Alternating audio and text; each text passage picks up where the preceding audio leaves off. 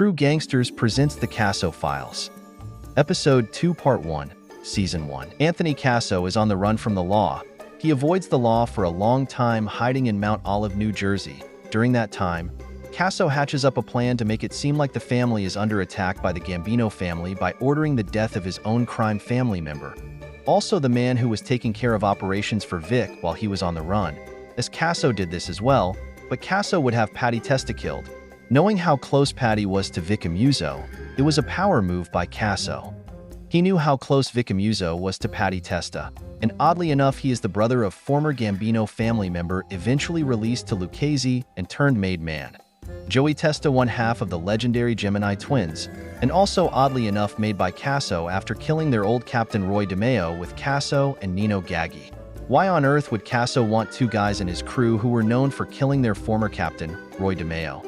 Maybe because Casso did that hit with Nino Gaggi and the Gemini twins. That hit may have made the gangsters even closer than before, but Casso had to be thinking these two are capable of killing their own boss.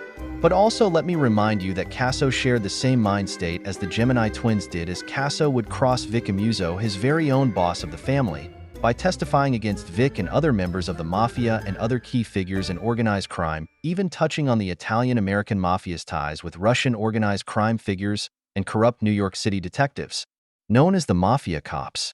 Stephen Caracappa and Louis Ippolito, who Casso would testify against for helping him kill his oppositions or bring them to Casso, as in the case of Gambino associate James Hydell, who was then shot several times by Casso. Hydell was pulled over during a routine traffic stop and kidnapped by the two Mafia Cops and drove to a house in Staten Island. On the other hand, Casso is no better flipping on Vic Amuso, and also I do not condone snitching or cooperating with the government in any way, but in Casso's defense, no one treated their own crew worse than Vic, so the loyalty from Casso had vanished. Casso was loyal to Vic at one time, but had his own personal hit team unknown to Vic. Casso was more powerful than he really knew, with a network of his own hoods, killers, and crooks under his umbrella that worked directly for him and not Vic. For example, the Gemini twins were released from the Gambino family with the promise of being made into the Lucchese crime family under Casso, and Casso did make them made men. Even though he would kill Joey Testa's brother Patty Testa while on the run, Anthony Center is the other half of the Gemini twins, not Patty Testa. The Gemini twins are not real brothers. They just look so similar appearance-wise people started to call them twins, and because they hung out at the Gemini Lounge at one time, they started calling the pair the Gemini twins. This faction under Casso had a strong alliance to one another, but not sure why Joey Testa never got revenge for Casso for the killing of his brother Patty Testa. His real brother, Casso ordered Patty killed, from Mount Olive, New Jersey, where he was for a while safely hiding. The home was owned by his ex-girlfriend. I have touched on this subject in other videos, but here is a simple recap and some more added small details. The feds would catch Casso off guard coming out the shower. Casso would eventually turn informant and flip on the family, but the government would take back his deal, resulting in him rotting away in prison till he died from COVID in 2020 while in prison serving his time. He might not have wanted to do the time for the crimes he committed, but he ended up doing time anyways. I personally think Casso regretted cooperating with the government, as they did not honor his deal like they did to all the informants prior to him and after. For example, Sammy the Bull received the deal Casso never got. Casso tried to reach out to the Bull but was unlucky while locked up together.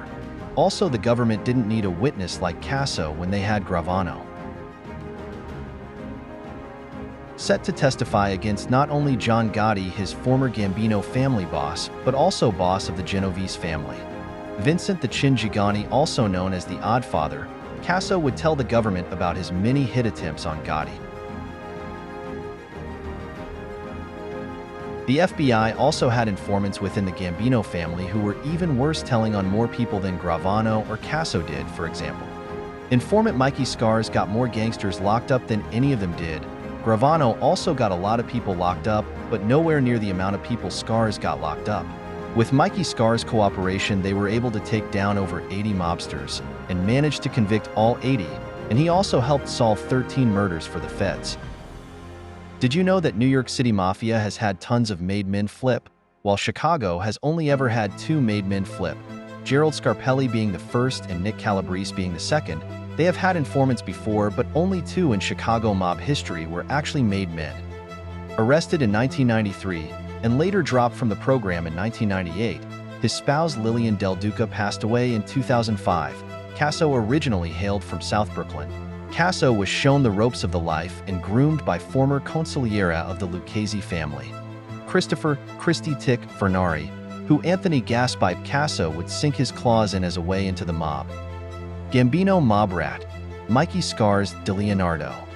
Gravano might be responsible for taking down Gotti, but Scars took down the Gambinos. Oddly enough, Frankie DeCicco, who was later car-bombed by Casso for the hit on Big Paul, would first be reached out to by Casso himself, with Frankie DeCicco telling Casso Paul was too weak to run the family and Gotti and DeCicco wanted to whack him, and he wanted Casso's support in doing so, stating that Big Paul was weak for even letting his house get bugged, and that was reason enough to kill Big Paul Castellano. Casso led a burglary crew known as the Bypass Gang. The FBI believes that the gang stole more than $100 million from safety deposit boxes and vaults during the 70s and 80s. The crew was filled with professional safecrackers and expert locksmiths.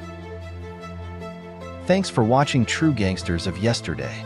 Make sure to subscribe to the channel, hit that like button, comment, and share, and feel free to click that join button to become an official member of the channel. Link to donate can be found in bio, or simply click the super thanks button under this video.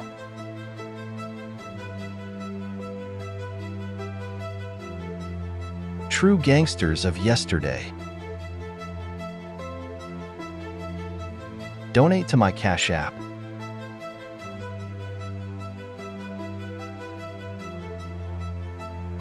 Or just click the super thanks icon below this video to make any kind of donation.